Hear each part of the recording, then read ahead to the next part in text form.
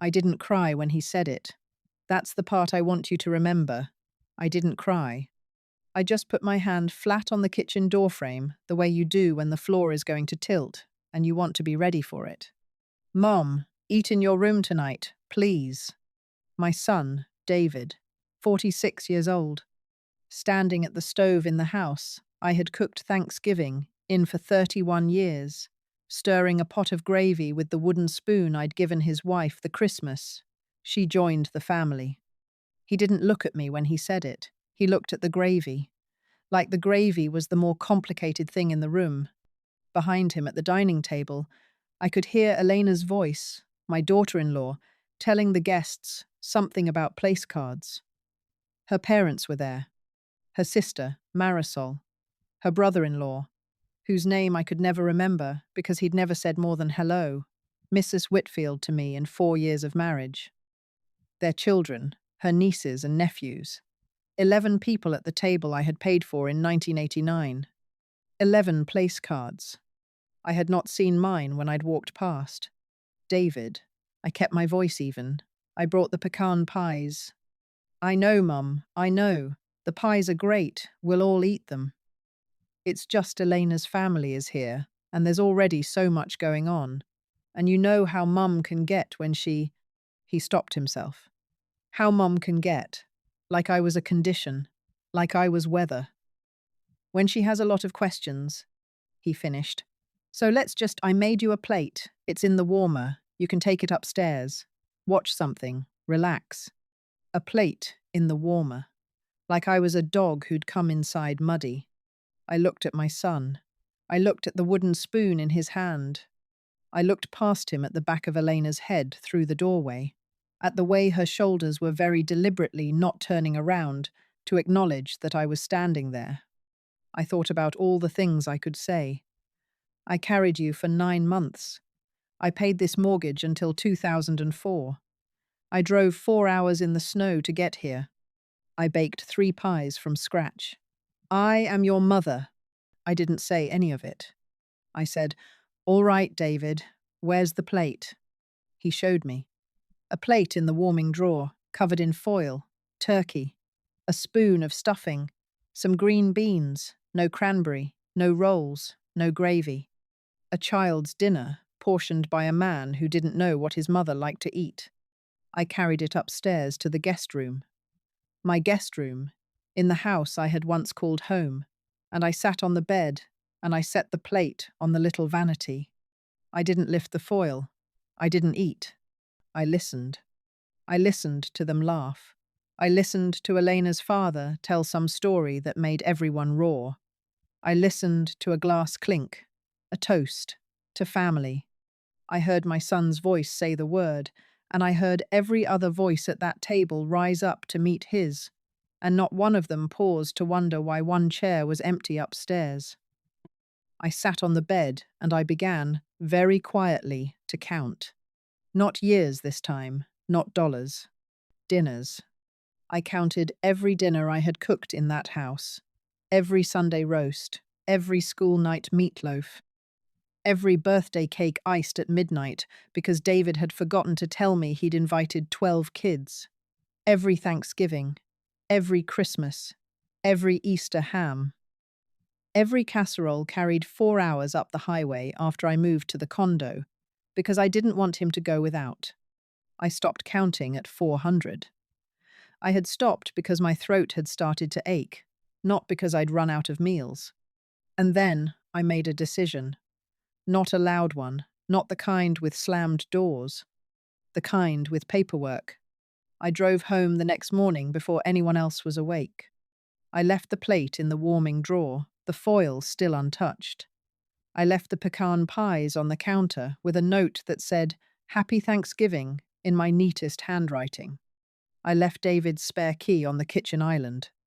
The key he'd given me in 2018, when Elena first got pregnant, in case of emergencies. Mom. I wasn't going to need it anymore. I drove the 4 hours back to my condo in a silence so complete I didn't even turn the radio on. The sun came up somewhere around Harrisburg. I didn't cry then either. I was still deciding what I was going to do. And a woman who is deciding something important does not have time to cry. When I got home, I unlocked my own door. I put the kettle on. I sat at my own table, and I opened the folder I kept in the locked drawer of the desk that had been my husband Raymond's back when he was alive, and we were still a we. Raymond had been gone 11 years. But the folder he'd built me was still current, because Raymond had been the kind of man who updated paperwork the way other men changed oil. Inside the folder, the title to my car, in my name only. The deed to the condo, in my name only. A 529 education trust I had started for my granddaughter Lily the day she was born. Funded quietly every month since. Current balance, $94,000. A smaller one for my grandson Joaquin started the day he was born. Current balance, $38,000. The Christmas fund, a separate savings account I used every year to buy gifts for David and Elena and the kids. Current balance, $6,200, because I just topped it up in October for this year.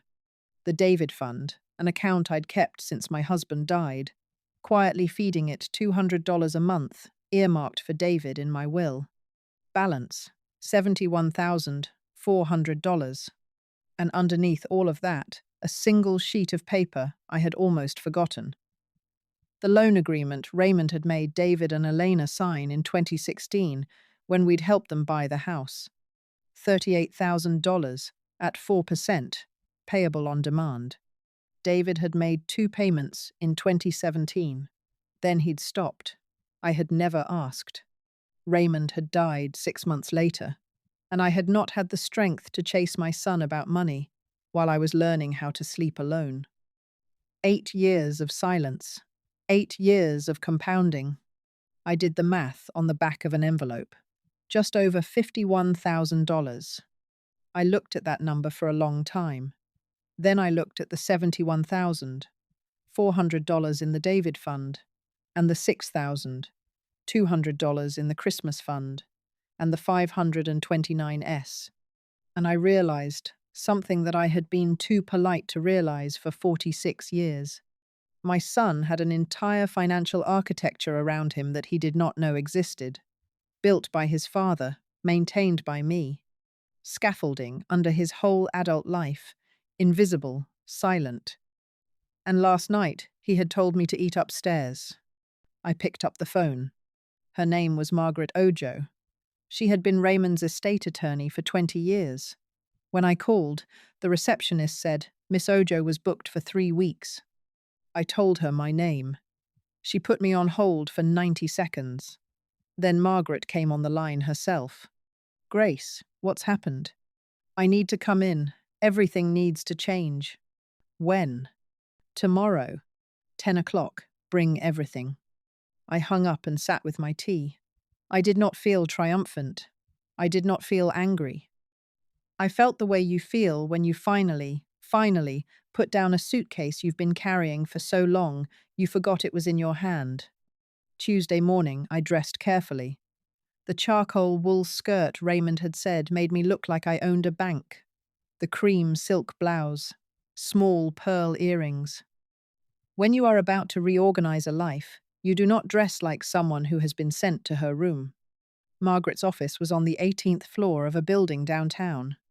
Her desk had exactly 3 things on it: a laptop, a legal pad, and a small framed photograph of her late husband. I liked her desk.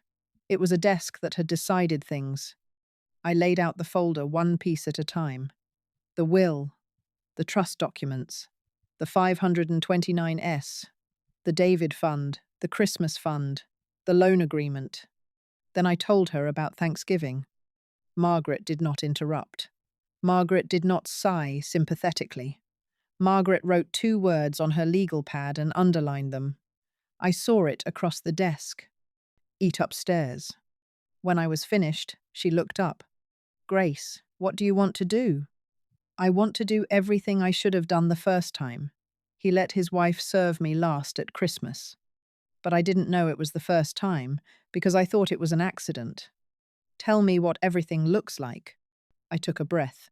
Call in the loan, full amount with interest, certified mail, 30 days. She wrote it down. Dissolve the David Fund, reallocate it. To what? The two 529s, split evenly. Lily and Joaquin. She wrote it down. Close the Christmas account, move that money to the same place. The 529s? No, a different place. I'll tell you in a minute. She nodded. Remove David as executor of my will. Remove him as beneficiary on my retirement accounts. Remove him as power of attorney, medical, and financial. Remove him from everything except the 529 trusteeship for his children, which stays structured so he cannot touch the principal, and neither can Elena. She was writing fast now. Who takes his place as executor? You, if you'll accept, or someone you recommend. I'll accept. Thank you. The Christmas money, where's it going? I reached into my purse and pulled out a worn brochure. I'd carried it around for 3 years without ever quite doing anything with it. The Haven, a dining hall and community program for widowed seniors. I'd eaten there once, on a day when my condo had felt too quiet. A woman named Frances had sat with me and told me about her husband for an hour. I'd promised myself I'd come back. I never had. The Christmas account. And this is the part I need you to walk me through. I want to change the beneficiary of the Greenbrier condo. Margaret looked up sharply. The condo? When I die. The condo was going to David. I want it to go to the Haven instead. Sold, proceeds donated. A dining room named after Raymond. Grace. That's a significant reallocation. Margaret. He told me to eat in my room. She held my eyes for a long moment. Then she wrote it down. We worked for 3 hours. When we were finished, she walked me to the door and for a second set down her professional face. Grace. Yes. I'm proud of you. Oh, Margaret. Don't. If you make me cry now, I'll have to redo my makeup in your bathroom.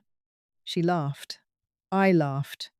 It was the first real laugh I'd had in 11 days. The loan demand letter went out by certified mail on Wednesday. I took my phone off the charger, set the ringer to silent, and placed it face down on the kitchen counter. I knew what was coming. I didn't need to watch it arrive. Friday morning, I turned the phone over. 17 missed calls from David. 4 from Elena, which was unusual. Elena never called me directly. 1 voicemail.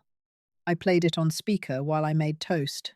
Mom, it's David. Listen, I don't know what's happening. We just got this letter from somebody named Ojo. $51,000. Mom, are you serious right now? You've never once mentioned this. Dad told us that loan was Mom. This is insane. Elena is beside herself. Call me back. Call me back today. I buttered my toast. I ate my toast, standing at the window, watching a cardinal land on the small bird feeder I'd hung the day after Raymond died. Because widows need something to feed. Saturday, the calls started again. David. Then Elena. Hi, Grace. It's me.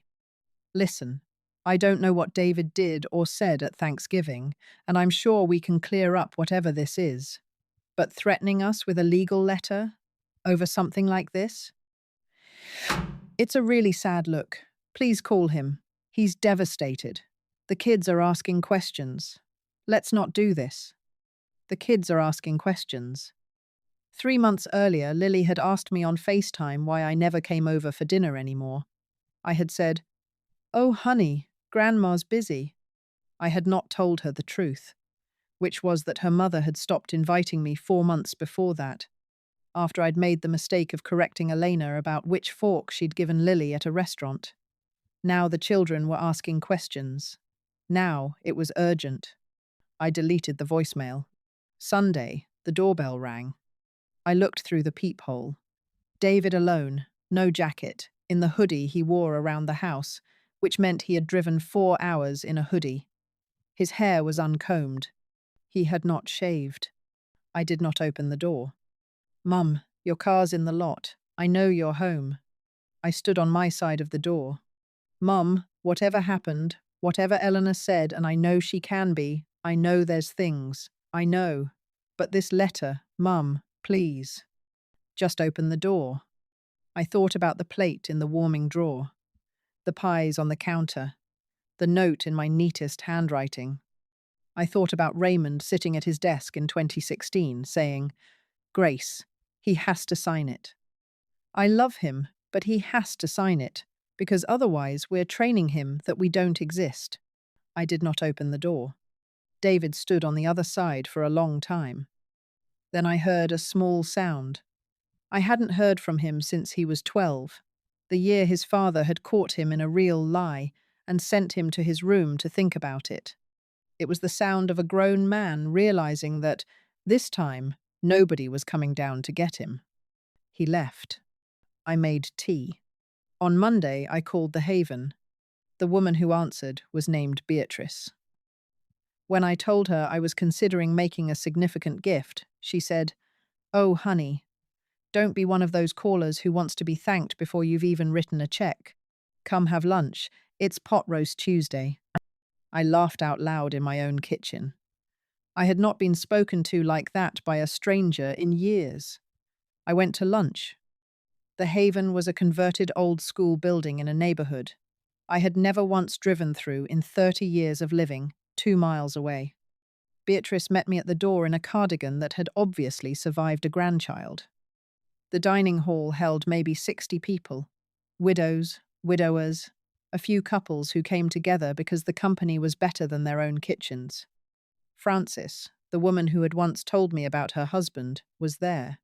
She remembered me. She waved me over. I ate pot roast at a round table with 6 strangers who, within 20 minutes, were not strangers. A man named Horace had been a postal carrier for 40 years. A woman named Delphine had once been a church organist. Frances's husband had died on a Tuesday in 2019, and she had not, she admitted, really eaten a proper meal since until she'd started coming here. Nobody asked me what I did for a living. Nobody asked me about my children. They asked me if I liked the pot roast and whether I played cards. I stayed for 3 hours. On the way out, Beatrice walked me to the door and said, very gently, "Grace, whatever it is you came here to figure out, you figured it out, didn't you?" I think I did. Come back Thursday. It's meatloaf. I will. I sat in my car in the parking lot of the Haven for a long time, not crying, just sitting, listening to the heater tick, thinking about how I had almost allowed my son and his wife to turn me into a woman who ate alone in a guest room while her family toasted each other downstairs, and how close I had come, so close, to accepting that as the shape of the rest of my life. I drove home. I called Margaret. I told her to finalize the Haven donation. Elena came on Wednesday. She came alone, which surprised me, and she did not bring a casserole, which didn't. She was wearing her good camel coat, the one she wore to things she considered important, and she had put on lipstick for the drive. She rang the bell twice. I opened the door halfway. Not all the way. Halfway. "Grace, can we talk?" "We can talk right here." She glanced past me into the foyer, where she had clearly expected to be invited. She rearranged her face. "I think there's been a terrible misunderstanding. I think David handled Thanksgiving badly, and I think I know he said things he shouldn't have. He's heartbroken." This letter, though, Grace, $51,000. We can't. There's no way. Lily's orthodontist is. We're stretched. We. Elena. She stopped. "I'm going to ask you a question. You don't have to answer it out loud. I just want you to hear it, all right?" "Okay." "When David told me to eat in my room on Thursday, did you know he was going to say it? Or did he surprise you?" She opened her mouth, closed it. Her silence was the answer. It was always going to be the answer. I had just wanted to see her face when I asked. Grace, you made 11 place cards, Elena. 11. You knew exactly how many people were at that table because you had counted, and I was not one of them. You did not set a place for me, and then, when I arrived, you asked David to handle it. And he did. He handled it by telling his mother to eat upstairs. You did not have to say the words, you just had to arrange the chairs. Her face did the thing Brittany's and Elena's have always done in my kitchen. It went the blotchy red of a woman who is not used to being described accurately. That's a terrible thing to say. It's a true thing to say. Those are not the same, though I understand why they feel that way to you. We came here to fix this. No, Elena. You came here because you got a legal letter, and you thought you could charm me out of it the way you've charmed David, out of every conversation he should have had with me for 10 years. I'm not angry with you. I want you to know that. I'm not even hurt anymore. I'm simply done. She stood on my porch in her camel coat. You're being cruel. I'm being clear. She turned. She walked to her car. She looked back once, from the driver's side, and I could see her mouth moving. She was practicing what she was going to tell David. I closed the door. I locked the deadbolt. I went into my kitchen and I set the kettle on, and I opened the cookbook. I'd stopped cooking from years ago, because cooking for one had felt like a punishment. I turned to the recipe for Raymond's favorite stew. I read the ingredients out loud to the empty kitchen. Then I drove to the grocery store and I bought every one of them. Lily called 3 weeks before Christmas. My granddaughter is 9. She had taken her mother's phone off the counter and locked herself in the bathroom to make the call. Grandma, hi, sweetheart. Are you mad at us? I sat down in my kitchen. I took a breath. No, baby, I'm not mad. Mom said you were mad, and that's why you didn't come for Christmas last year either. And, sweetheart, listen to me. Grandma is not mad at you. Grandma will never be mad at you. But Grandma and your mom and your dad had a grown-up disagreement, and grown-ups sometimes need a little time apart to think. Do you understand? Kind of. What did you call about, sweetheart? I wanted to tell you I got a solo in the Christmas concert. I'm singing "Oh Holy Night." In the middle verse, I'm by myself. Mum said you probably wouldn't come. My heart folded itself into a small, tight shape. Mom said you probably wouldn't come. Like I was the kind of grandmother who skipped her granddaughter's concert. Like I was the one who had closed the door. Sweetheart, what day is the concert? December 18th, at 7. I'll be there. Front row if they let me, second row if they don't. She started crying. Quiet, careful crying. The kind a 9-year-old does when she doesn't want her mother to hear through the wall. Grandma? Yes, baby. Is my college money still there? Oh, so that was what she had overheard. Lily, listen to me very carefully. Your college money is in a safe place where no one can ever touch it, except you, when you're old enough. It has been there since the day you were born. It will be there when you're ready for it. That will never change. Do you understand? Yes, Grandma. And Joaquin's? His too, I promise. She exhaled, the way only a child can exhale, like she had been holding a breath for weeks. Okay. Sweetheart, one more thing. Whatever your parents say about me, whatever they tell you Grandma is doing, you can always, always call me and ask me the truth. All right? I will never lie to you. Okay, Grandma. I love you, Lily. I love you too. I sat in my kitchen for a long time after she hung up. Then I opened my calendar and I wrote, in pen, December 18, 7 p.m. Lily's solo. Front row. Then I closed the calendar and I made myself dinner, which was Raymond's stew, and I ate it at my own table by the window, with the cardinal watching me from the feeder. I went to the concert. Elena saw me in the doorway and went pale. David stood up halfway out of his seat, and then sat back down, because what was he going to do? Ask his mother to leave a public elementary school auditorium. I walked past their row without looking at them. I took a seat 3 rows up, on the aisle, alone. Lily saw me from the risers. Her whole small face cracked into a smile so bright. I had to look down at my program for a second, so I wouldn't cry in front of strangers. She sang her verse. Alone. In the middle of "O Holy Night," which is a song about a soul feeling its worth. She sang it like a little girl who had just been told, for the first time in months, that she was safe. When the concert ended, Elena tried to intercept me in the aisle. I held up one gloved hand, the way a woman directing traffic does, and she stopped. Just stopped.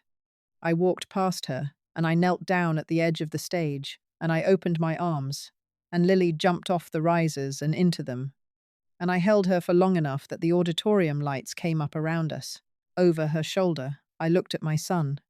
David was crying, openly, in public, in a folding chair in an elementary school auditorium. I held his daughter. I didn't say a word to him. I did not need to. My silence was a sentence he had written himself. His letter came the week after Christmas. No return address. His handwriting. Mom, I've been trying to write this for weeks. I keep starting over. I don't know how to say it right. I know what I said at Thanksgiving. I know I let Elena set a table without you on it. I know Dad would never have let that happen, and I know he would be ashamed of me, because I am ashamed of me.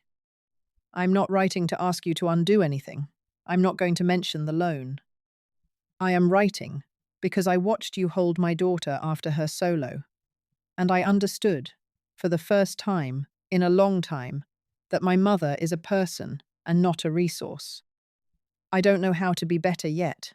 I'm in counseling. Elena is not, and I don't know what that means. I just wanted you to know, your son, David. I read it twice. I put it in a drawer. Not the trash, not a frame, a drawer. Some apologies need to sit in a drawer for a long time before they become anything else. That's not cruelty. That's honesty with a handle. On New Year's Eve, I went to the Haven. Beatrice had organized a small dinner for anyone who didn't have family plans, which was most of us. Francis was there. Horace was there, in a sweater his late wife had knit him, in 1998 that he wore every year. Delphine played Auld Lang Syne on the dining hall piano, and we all sang, and most of us cried, and nobody apologized for crying.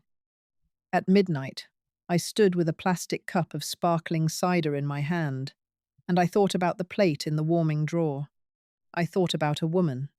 I had almost become a woman who eats upstairs, who accepts a child's portion, who carries pies 4 hours up the highway to a table with no chair for her. I thought about how close I had come, and how quietly I had stepped back from that cliff. I thought, he said, "Mum, eat in your room." And I had answered, not with my voice, with my life. I came home, and I wrote one line in the small notebook I had started keeping on my nightstand. They gave me a plate upstairs, so I set a table somewhere else. Then I turned out the light, and I slept the way a woman sleeps, when she has finally stopped waiting to be offered a seat at a table she had paid for, cooked at, and outlived the right to beg for.